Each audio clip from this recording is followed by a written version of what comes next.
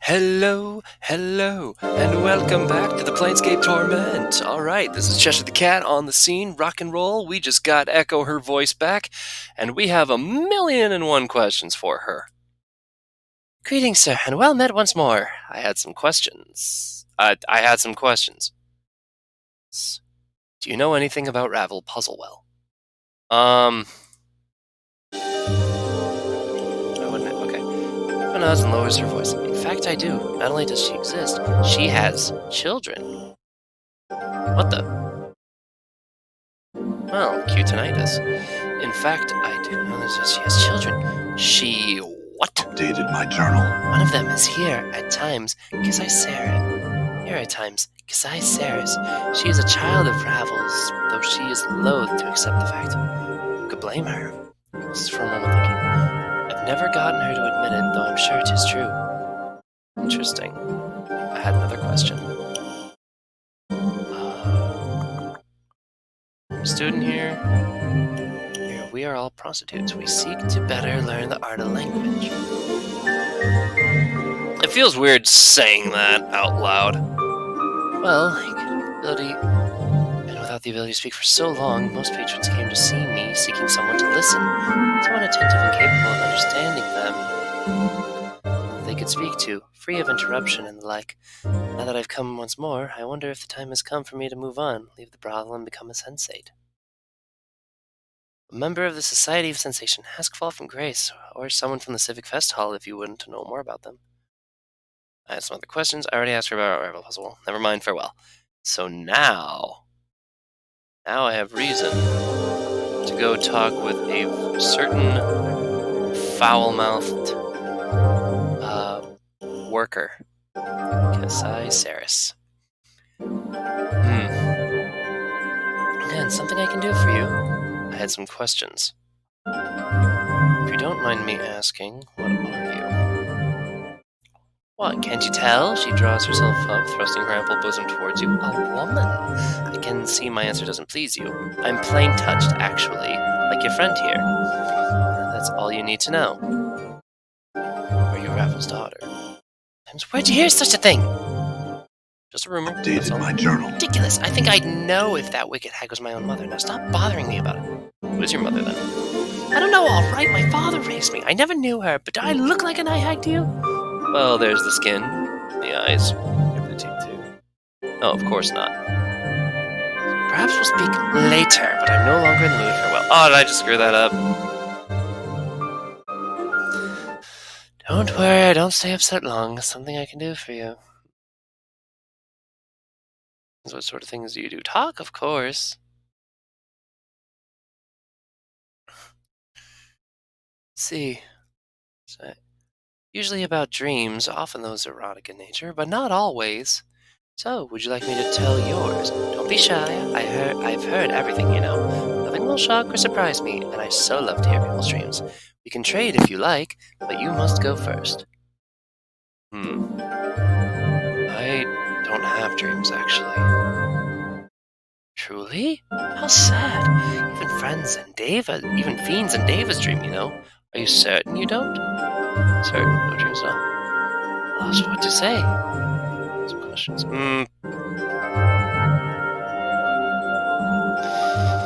are you doing here, student? I'm gonna try that one again because what sort of things do you do? Realized when I saw you. Where are they now? She smiles and shakes her. Come, let's hear the real thing. You dream about that. I don't have dreams, actually. Darn. Oh, farewell, Xeshire. Well, either way, we acquired our goal of wanting to return Echo's voice to her. Now, truth is, Xeshire actually is fully aware of the fact that she's Ravel's daughter. Echo told me. Because I think I'd know if that makes sense. So who is your mother, then? The eyes, maybe the teeth, too. So as you perhaps we'll speak later. I'm no longer in the mood. Farewell. Ugh! I know there's a way to get it out of her. Well, either way. We got Echo's voice back.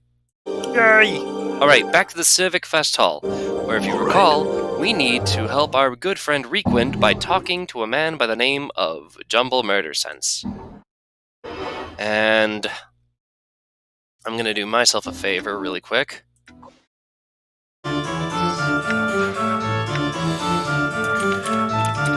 Dealing with curses 101. Don't. Save. Cool. Alright, let's go find Jumble Murder Sense, who talks exactly the way you would expect this man to. Jumble Murder Sense. Poor little man stumbling around the halls. That is not Merriman. Him I will talk to at the end of this episode, I promise. Fatigued. Well, that certainly will not do. Okay, we're gonna take one short minute.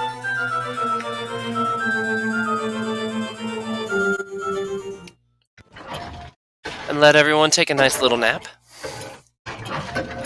Because I just saw that my party is fatigued. And now, use the Clerk's Ward.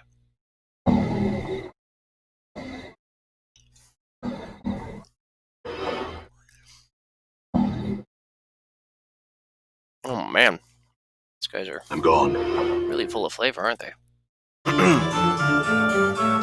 Let's see. You really can find the guy just wandering through all the buildings. Trust me, you cannot miss him.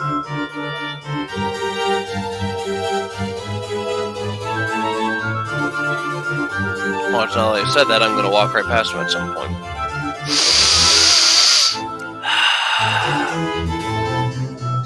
The fact that happened right as I said it. The short, balding man's orange tunic and rather sizable gut give him the look of a walking pumpkin. He is absentmindedly patting his large paunch with a slow rhythm as if it were a drum. The man's odd crooked smile starts to have a strange gleam in his eyes, look a bit mad. Greetings. The man gives an exaggerated, flourishing bow. Presents a small card which only reads, Jumble Murder Sense. Soustic Sorcerer Extraordinaire. He then snatches the card with the graphs and proceeds to eat it, grinning wildly all the while. Somewhere, an asylum is one balmy short. I had a few questions, Jumble. Hans looks away, drumming on his belly. Jumble, my questions? Rolls his eyes and he turns to you, smirks, and then bites his thumb. For those of you who don't know, biting your thumb at someone is very rude and incredibly insulting in many cultures. Are you mute? Is that why you won't answer me? He tucks his head and gives you a stupid grin. Slowly he shrugs, then shuts his eyes and sticks his tongue out at you. Honest Masters, I'll beat them out of you if I have to. I'd like you to remove Requin's curse. He tries not to hear you. Anything I can do so that you'd remove Requin's curse. Jumble won't look at you, but shakes his head.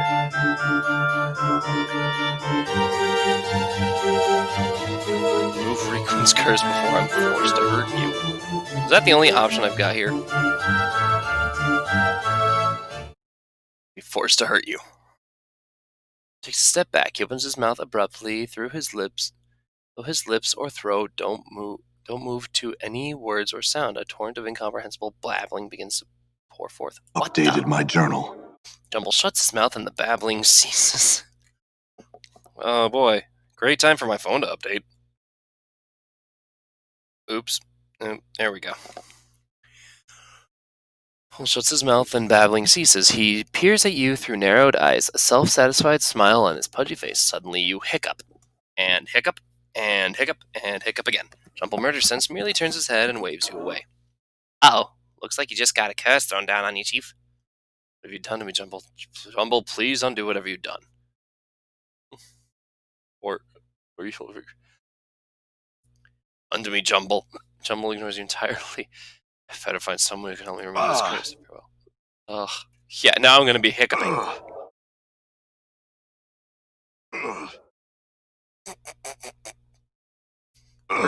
Curses are no joke. Good thing we know a curse expert.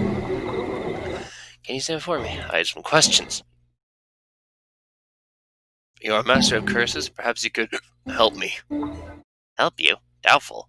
We can risk a pun, he says. Well, perhaps. What could troubles you then? Jumble murder sense cursed me. Trouble murder sense? Ha! That sputtering mooncalf could never best me. All the battles we used to have, though. But I'm past all that now. I no longer do that sort of thing, you see. I really don't know what I could do for you. After all, it's his curse. Not the sort you'd find on an item or some such, you know. How you could remove the curse of some items. He'll have to remove it willingly. Well, could you teach me a curse then? One that I could use on him? Well, I don't normally do that. I keep my curses to myself, you know. And besides, even a single curse would take a long, long while to learn. More time than I care to spend on it. Perhaps you're just worried your curses aren't good enough to best him anymore. You what?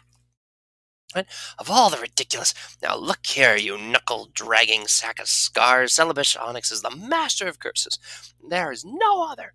Why, I could give you a single phrase that would render that nincompoop's cursing wholly impotent. Purse your lips and look skeptical. That's it! You've made me do it! Short string of impossible syllables, which you note mentally for later use against Jumble. There, see what that does to him. And tell that Celebish Onyx... Tell me that Celebish Onyx isn't the master of curses then. Celebish... I'll do that. Updated my journal. I love messing with mages. So your appearance biting his thumb in your direction, waving you away. With a somewhat skeptical expression, as you continue the arcane syllables of Celebish's curse. After a moment of awkward silence, Zal's detective mage knows that nothing seems to happen. An evil grin goes across his face. He opens his mouth to retaliate with another curse of his own, only to realize he has no voice. Celebish's curse has removed Jumble's ability to speak, thereby destroying the Zalstick's ability to curse others. He clutches his throat, panic welling up in his eyes. Looks like the tables have turned, Jumble. What do you think will happen to anyone you've ever cursed who finds out you can't speak or curse anymore? Jumble drops to his knees, a pleading expression in his eyes, and he bursts into tears. Will you remove the curse you placed on me and swear you never curse another who didn't mean you harm? Jumble places his hands over his heart and nods vigorously. Very well, I'll remove the curse. Updated my journal. Says with relief as you remove Celebish's curse, he in turn removes his own. Bows humbly, casts his eye to the floor. I'd like you to take the curse off frequently. Updated my journal. Jumble nods, pouting with a wave of his hand removed. Thanks. Farewell, Jumble. Ah, we have done a man a great service so that he no longer has to be consistently pooping himself. Yes, that is exactly what was happening. Now, I did promise to end this episode on someone else. Mainly on the event that actually turned me to chaotic neutral. Now, on my way to Requind, I'm going to explain. I've come to you guys before about how... Where was Requind? Requind was over here, I think. How the topic of death does consistently, and I mean consistently, hang over this game. See Requind, his eyes have reverted to their normal size, and he is no longer assailed by the twitching spasms you noted before. He's smiling, and he looks considerably cleaner than before. Greetings, Requind. I have some questions for you. It stopped. It all stopped. Powers above. I feel clean again. Good to hear it. Jumble didn't want to remove the curse, but I got it out of him. Thank you, sir. I have nothing to pay you with. But you are in my good graces, or whatever that is worth. I'll tell you the story. I will tell the story of your kindness to all who listen. Actually, do you have any stories you haven't told me already? That could be payment enough. Yes, of course. I've had enough telling tales for a while. Do you have something I could write them in? I have a journal here. Updated my journal. Ah, there you are. Thanks, Requind. If you ever use that name again, if you would never use that name again, among others, I'd be thankful. What I call you? My name is... No, perhaps I shall keep that to myself this time. Thank you again, good sir. Farewell. Now, if I go to my journal, we're going to find we've got a whole story here. And I am going to read that over in the next episode. I've only got so long. Well, I want to make this episode a little bit shorter so I can give that story its full deserved attention. But at this moment in time, there is something that I still wish to do in the Civic Fest Hall. That is, perform my alignment change, or the task that truly did change my alignment. Because quite frankly, this game is really good at monitoring your choices and then performing alignment changes as needed that reflect you, the player. Someone once told me that this game does a great job of holding a mirror in front of you. And some people actually hate this game because, quite frankly, they didn't like what they saw. So here we go. I want to give this guy like the most ridiculous voice I can think of. Actually, I hate him.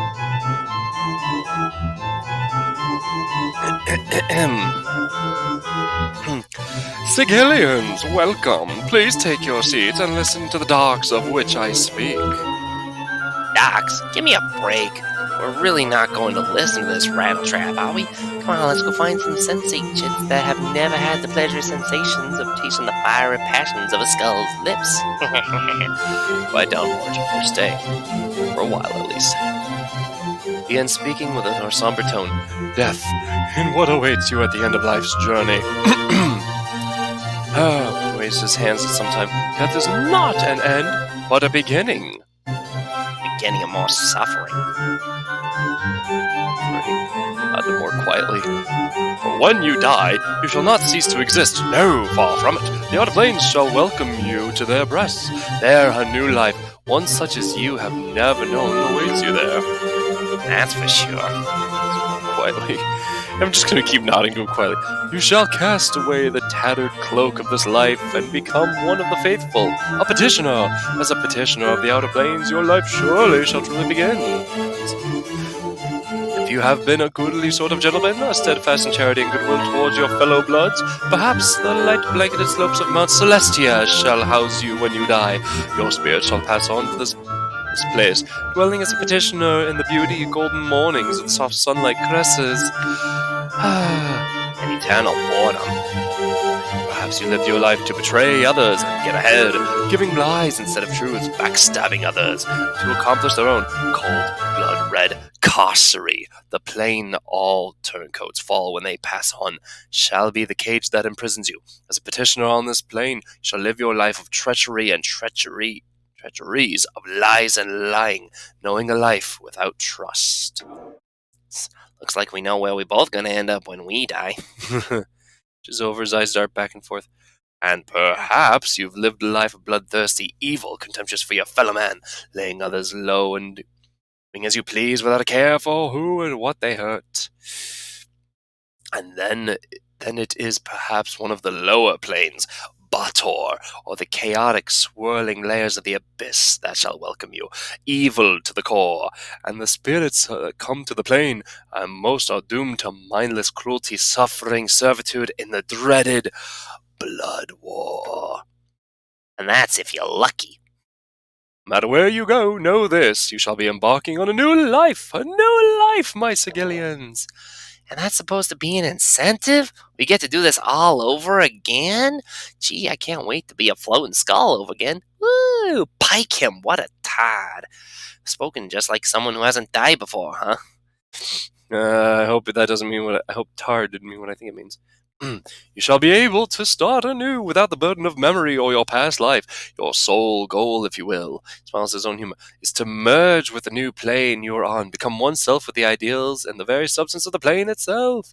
You shall be one of the inhabitants of the petitioners on this plane, ideally one of the building blocks upon the plane is built. It is the goal of all petitioners to accomplish your goal. You, he claps his hand together in emphasis, you must hold to your ideals. So this guy's promoting death. Oh, this is one big steaming load. Your ideals, good or evil, law or chaos, somewhere in between. As you approach the alignment of the plane, your journey will end you as you become part of the plane itself. It's a glorious existence, my Sigillians. And that is what awaits you after death, my audience. Have a care as to how you live your life, but know that it is not oblivion that awaits you after this life. What? Wash! Speaker's head turns to face more, frowning slightly. He leans out to see who spoke. A question? Question from one of the living, perhaps? Or ducks below the lecturer's field of view, then turns to whispers. Go ahead, Chief. Tell him the doc of it. Yes, I have a question. In case for you to continue. What's a petitioner? Can a petitioner die? Why do petitioners lose their memories? Now the alignment. This is actually interesting because what's happening here is I personally do not like this man at all, because unlike the Dustmen who believe in a true death and finding the end of everything, I don't care for them either. But this guy I really don't care for, because he is basically telling his students to live their lives to their own benefit and then kill themselves, or embrace death as quickly as possible in order to go on to the next plane that they are aligned to, which does not always happen. Moreover,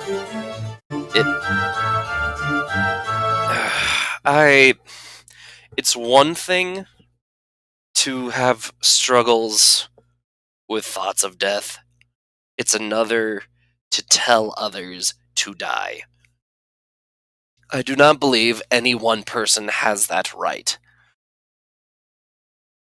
The Dustmen say that this life is where you end up when you die. He chuckles derisively. Some members of the audience chuckle as well. They are countless petitioners, my friend. Dustmen among them. Who would agree with the Dustman philosophy? I had another question. Prove what you say is true. Eh? I could ask him all the questions, but it's time to really put him on the pedestal. Eh? Sure looks taken aback. And how might I do that?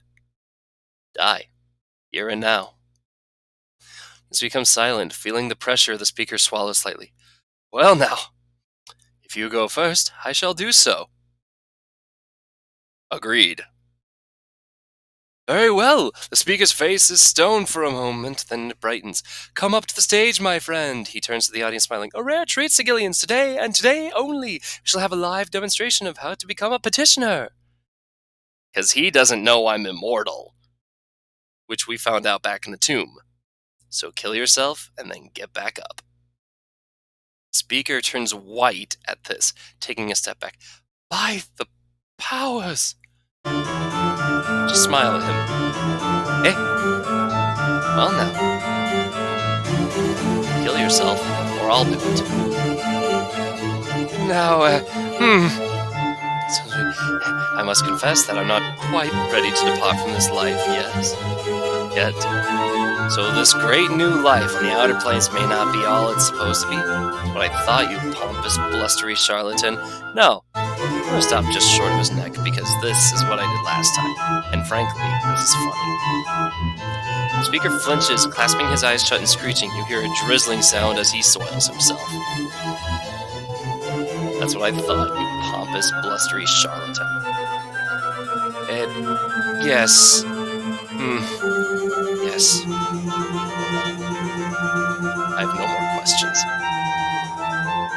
There are no more questions. He looks eager to wrap things up.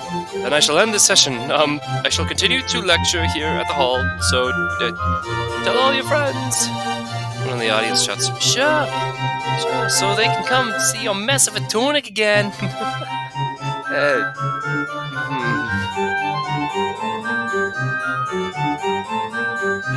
That was satisfying. Moreover, it didn't change this time. Interesting, I'm still true neutral. Last time I did that, I ended up chaotic neutral right away. Now, what I did was improper, for sure. But fact remains, I cannot stand it when people glorify death. It's something that I feel, how do I say this? There's a difference between having respect for the dead, acknowledging the fact that you will one day die. There's the whole YOLO thing, and then there's glorifying death, which is just making it seem like it's some great event that will happen to you. The fact is, it's just kind of something that will one day happen. It's a part of life, and just gotta learn how to roll with it. It doesn't mean the end of the world. It's just a moment. I can't phrase it very well, and I'm not the best with words when it comes to serious topics like this, but I do hope that, at the very least, you guys enjoyed this episode and found it quite educational. So with that, I'm going to save this episode. God, we're almost at episode 30. Recording 29.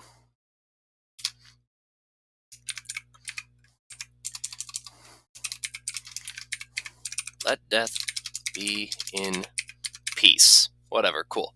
Good enough. Alright, thank you guys very much for attending this episode, and I hope you all have a wonderful day. Try your best to stay alive and live life as best you can.